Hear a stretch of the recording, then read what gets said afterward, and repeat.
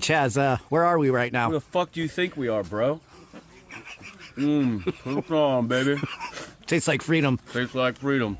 Chaz is a former US Navy, veteran of the war in Iraq. He has come from Kansas to Odessa to help Ukrainians in the fight. Since May, he has been training the Territorial Defense Forces. So I did 6 years in the US Navy. I have tours in Iraq as well as deployments on submarines as security action force for nuclear weapons. So I got kind of a whole weird background. That's that CQB, that close quarters battle kind of stuff that we trained very extensively on in case someone tried to take over the ship or someone went crazy and started trying to kill everybody or something like that. Before we got the call to move, I had trained 5 of the 7 battalions. So to break that down, each battalion has 5 companies.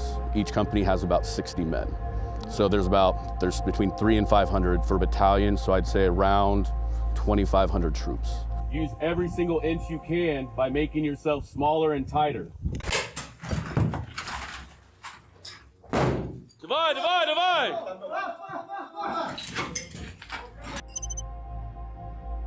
A lot of it is seeing the tenacity and the resolve of the Ukrainian people against, Russian oppression. I'm a big fan of beating up bullies, and I think Russia very much was trying to be a bully. And when you see someone stand up for themselves like that, it really kind of gets to you a little bit, go, I need to go help them out any way I can. I was just planning on being here short term.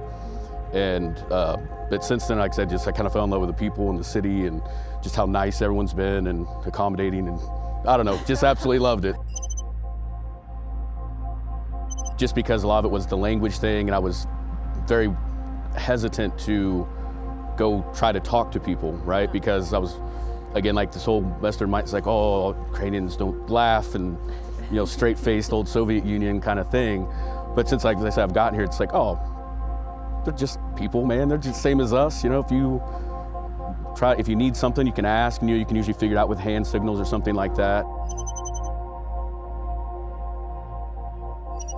Yeah, so I make that joke. The Ukrainian army has all the best things about the U.S. military without any of the worst things. So, for example, having a beard. That's a big one. Like the Ukrainian army, they're not worried about someone being clean shaven. If that person is executing their job, doing it well, it's not so much, yes, sir, no, sir, salute, sir. It's much more personable, and it's like, we're in this together. Yeah, so there's a couple parts to that. The first one is, again, that the determination of the Ukrainian people. You guys are fighting for your homes, fighting for your family's land, fighting for your city, and your country. And not saying Americans don't do that, but Iraq wasn't my home. That wasn't, I wasn't worried about my grandma in Hershan because we couldn't get her out or something like that. So that's a big one.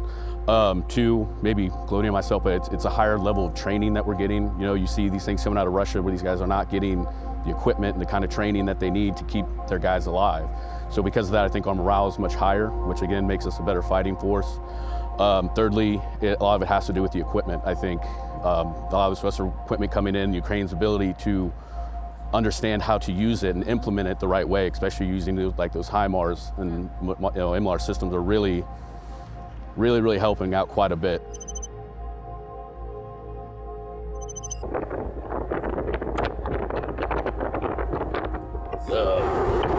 Really sad to see what the Russians did in these villages. Just flipping horrible. Like, you think about how many people are displaced from homes, like kids, women, all that shit. Just sad to look at. I haven't seen that kind of destruction, like going through Baghdad and Mosul and all these other areas in Iraq. Like, there's definitely destruction, but it wasn't at the same kind of level that it was in Kherson. I mean, it was just everything. Like, every single house was destroyed. Every single road was just destroyed. You're running around, you see old grads and smirches just, stuck in fields, which is, you're kind of like, oh, I hope that's actually gone off already, as you drive by it. But it really kind of shows that the civilian population was being targeted much more than military, and that was really the part that kind of really is upsetting. When we pulled up in the city center, we were we were a couple days behind, like I said, the initial, force. And we're like, all right, well, let's just go get a photo in city center and, thumbs up, good job. And it was just packed with people. Everyone's asking us to sign their flags.